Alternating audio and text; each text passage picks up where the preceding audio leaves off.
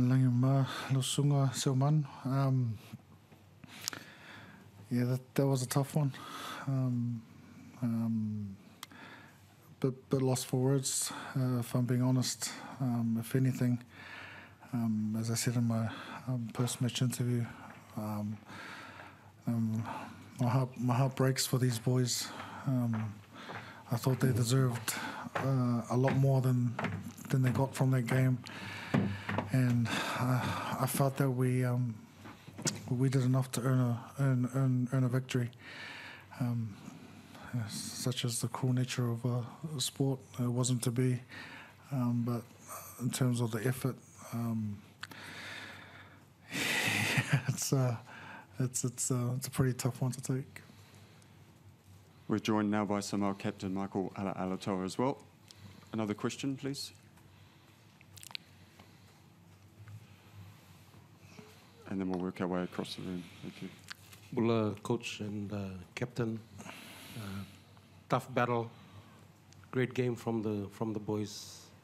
Result was not to your taking at the end. Moving forward, how does Manu Samoa come back after this? I think that there's a lot to have a look at in terms of getting here. Once we're here, it's not a coincidence that we're playing our best by the fourth game. I think we seriously need to have a look at our program, both internally and on the global scale, in terms of the games we're playing, the exposure we can get to these tough matches against Tier 1 teams. So moving forward, I think there's a lot of work to do, but I think if we'll have a look at tomorrow.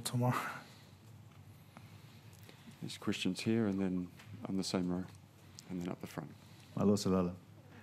Just wondering, does Samoa have any Tier 1 games lined up anytime at all? Salafa James, good to see you again. I am unsure at this point. I haven't been informed of any fixtures that have been confirmed. I think a lot of it has to do with we finish up here at the World Cup, so I'm sure we'll find out in the next little while. Just to follow up on that, Samoa's performance today, do you feel that there's a strong case for them to be seen again against England? I've always thought that. I've always thought there's been a case, and unfortunately, its performance is not enough at the moment. But I think there's enough there to show that with a little bit more of everything, then we can be pretty competitive at this level against teams like England. So yeah, hope that answers the question. You must be proud of how your team, one, performed, but two, kind of stopped England trying to do what they wanted to do. Is that can you take solace from that, even though obviously you gutted not to win this match? Yeah, I think proud is an understatement in terms of how I feel about our performance today. I thought we were pretty dominant in most facets of the game. I thought it was a great battle in the set piece, both scrum and line out, and in terms of the open field, I thought we were able to expose some space, and especially in the wider channels. So, very proud of how we managed to assert our game, and also managed to stop England's game for about 70 minutes. And just on a sort of lighter note, if that's right, obviously Manu played against you guys for the first time today. How was that experience for your side? It felt like a real sort of special occasion in many ways. Oh, absolutely. We're all as Samoans so proud of Manu and his achievements. When you have a guy named Manu Samoa playing for England, he's, for us it doesn't matter what colour jersey he's wearing. He's still Samoan. So no, we'll always claim him. Come here and then we'll start down the right-hand side. Bonjour. Quel a été le tournant? Quel a été le tournant de ce match selon vous? Ce qui a fait basculer le match en faveur des Anglais? I believe if we're able to score those tries in that first half, I think with the two disallowed tries, obviously one being a foot and touch, but I think if we nail those two, I think it becomes a very different game in terms of energy and momentum. By not scoring those, I think it gave England a lot of energy as well and momentum, and they were able to grind away and get the points they needed, and then obviously losing a player to the bin definitely didn't help our case, because I thought we never felt that threatened on our line. Even though England were throwing everything at us. So I believe, when you're defending for that long in your own 22, something's got to give at some point. So, yeah, I hope that answers the question.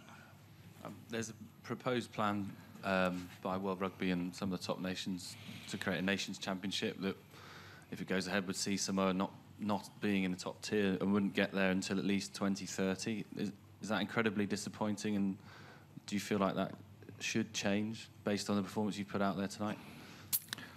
Well, we wouldn't see games like we saw tonight, where I thought it was a great contest between two proud countries, and if the proposed league goes ahead, you won't get to see. It's basically you're seeing an expanded Six Nations and Championship. What would help Samoa in the years to come get back to this level and beat teams like England?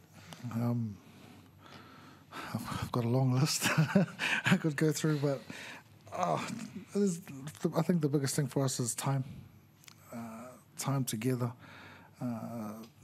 Time on the field together, which means more games. It's probably one of the biggest resources that we don't have is that time together. So with players scattered across the globe, it's always going to be hard. And if we had more time together, I think we would go a long way to beginning to make a difference. England, see what happens in tomorrow, but England are likely to play another Pacific team in the quarter-final, Fiji. Do you think they'd have a pretty good chance, based on what you guys have shown today, that if you can match England physically, you've got a really good chance of beating them? Is that England or Fiji? Fiji got a good chance of beating England. They'll be confident from the last outing they had. So I think both teams have improved and grown over the course of the World Cup. And when it comes to quarterfinals, it's anything can happen, as we know. So that's my answer. Salana, Charles from the Telegraph here. Just in terms of adapting, is it an exposure to teams of Tier 1 level? Is it also about adapting and getting exposure to officials at that level as well? You had 14 penalties against you and a yellow card tonight, as opposed to England's 9. Is that just simply because your guys at international level don't have the same exposure to the same officials as England, or do you think it's got better as the tournament's gone on, or how have you seen that? I disagree with that comment. the guys that play in the blue jerseys play in the same tournaments that the guys in the white jerseys play in. So you got, we've got guys playing in the Premiership, we've got guys playing top 14, who are exposed to the same referees. So I don't know whether it's our guys need more time with the referees. Maybe it's maybe referees need more time with our guys. It's. I've asked a question in the past around do referees have an unconscious bias when their Tier 1 team is playing a Tier 2 team, because these players are playing in the same competitions. A lot of them are teammates. A guy next to me, playing in one of the most successful clubs in Europe. So they're exposed to the refs, but when you throw all of them in the same coloured jersey, for some reason we need more exposure to the referees. So do you think there is an unconscious bias? Sorry, or did you say that you've asked the question? Oh, I believe there is. I believe there has been in the past, and it's. I don't think it's anyone's fault. I think it's just.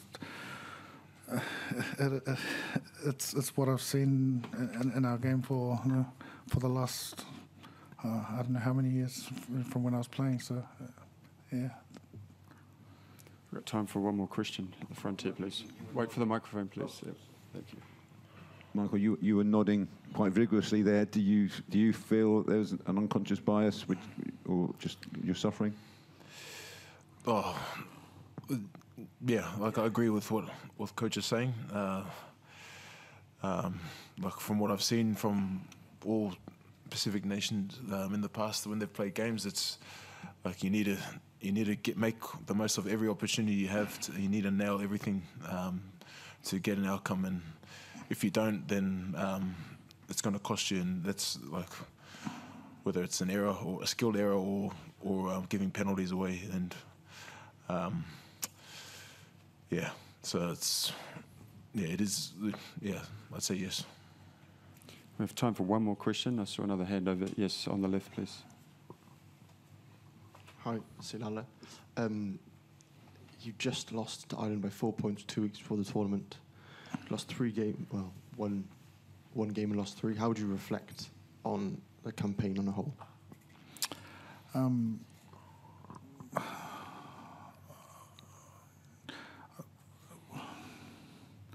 So that's hindsight's a beautiful thing, but off the top of my head, just reflecting back on it, I've seen